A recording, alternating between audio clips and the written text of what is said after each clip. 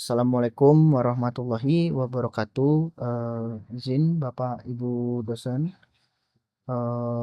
mengenai tugas ujian akhir semester dari mata kuliah studi kelayakan bisnis. Izin saya dari NIM 230201010057 Zulkarnaini Faras, PJJ Manajemen S1. Di sini saya ingin melanjutkan dari makalah yang sudah terlampir di tugas ujian tengah semester saya kemarin terkait implementasi data governance framework DAMA atau dan DMBOK pada organisasi sektor telekomunikasi.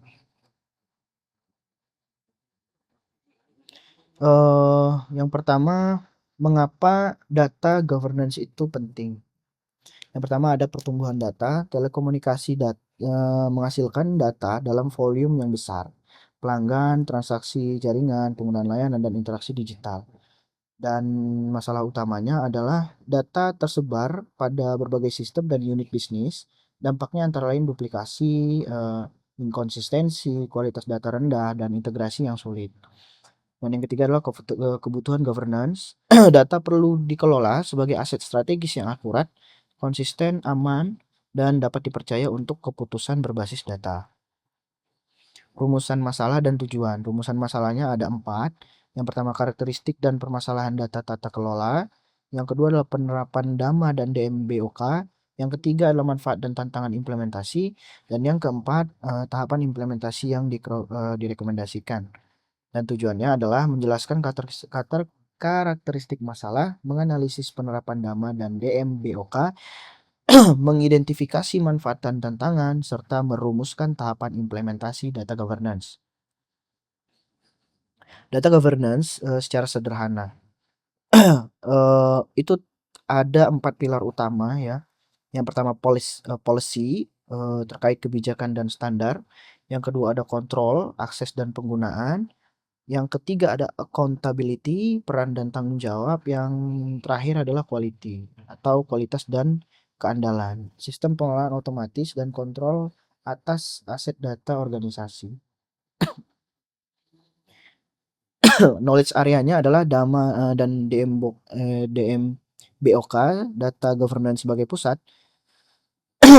Yang pertama ada data governance, yang kedua ada data arsitektur, dan tiga ada data modeling dan design, yang keempat ada data storage dan operations, yang kelima ada data security, dan keenam ada data integration dan interoperability, yang ketujuh ada dokumen dan content management, yang delapan ada reference dan master data, yang kesembilan ada data warehousing dan BI, yang 10 ada metadata management, yang 11 ada data quality. DAMA, DMBOK, dan COBIT 2019. DAMA DMBOK fokus pada apa yang perlu dikelola dalam manajemen data.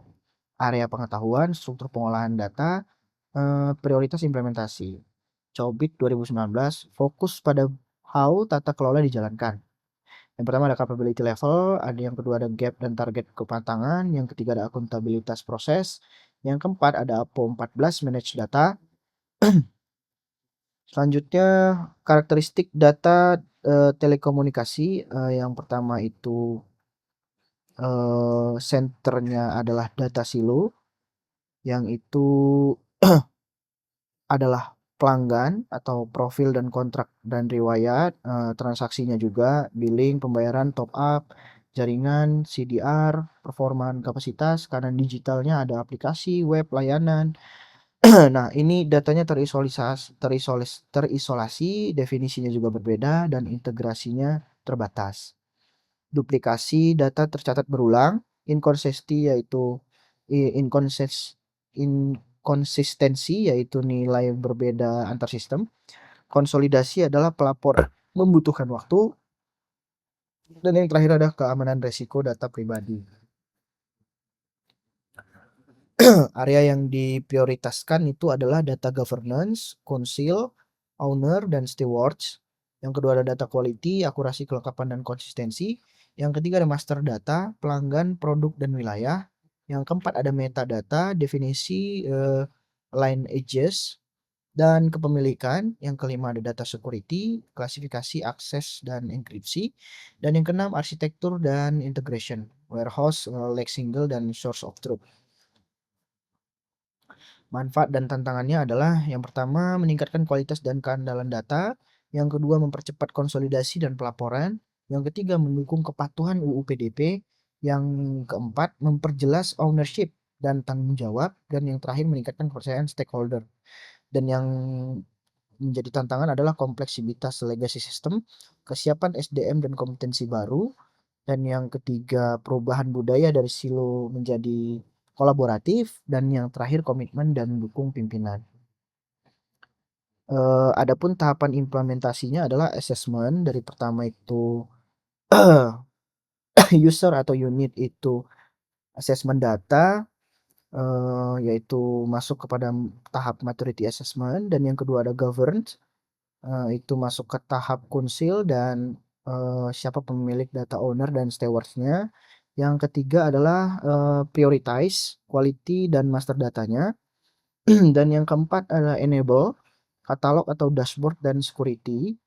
Dan yang kelima adalah adopt, training dan charge. Dan yang keenam adalah improve, evaluasi berkelanjutan dari kualitas data itu sendiri.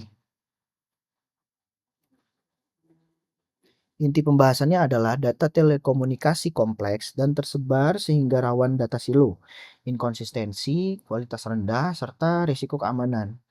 DAMA dan DMBOK menjadi acuan komprehensif dengan data governance sebagai pusat dari 11 knowledge area. Dan yang ketiga, area prioritas mencakup data quality, master data, metadata, security, serta arsitektur dan integration. Dan yang keempat adalah COBIT 2019 memperkuat pengukuran kematangan dan akuntabilitas, khususnya melalui APO 4 Managed Data. Dan yang kelima, keberhasilan membutuhkan legacy system, SDM, budaya organisasi, dan komitmen kepemimpinan. Mulai bertahap, ukur lalu kembangkan. Lakukan maturity assessment, prioritaskan area berdampak tinggi, pastikan dukungan pimpinan, tingkatkan kompetensi SDM, dan evaluasi dan perbaiki secara berkelanjutan. Adapun referensi utama saya yaitu Damai Internasional 2017, dan yang kedua ada ISACA 2018, COVID 2019 Framework, Republik Indonesia 2022, UU nomor 27 tahun 2022 tentang PDP, dan yang keempat Belo et al 2020, Sari 2023, dan yang terakhir ada CG 2022 dan Fisiko dan Nadli Fatin 2025. Terima kasih. Saya juga Nani Faras. Eh, Maafkan bila ada salah kata, dan saya ucapkan terima kasih telah memberikan tugas ini sehingga saya jadi menambah knowledge saya tentang data governance dan lain sebagainya. Terima kasih Bapak Ibu dosen. Wassalamualaikum warahmatullahi wabarakatuh.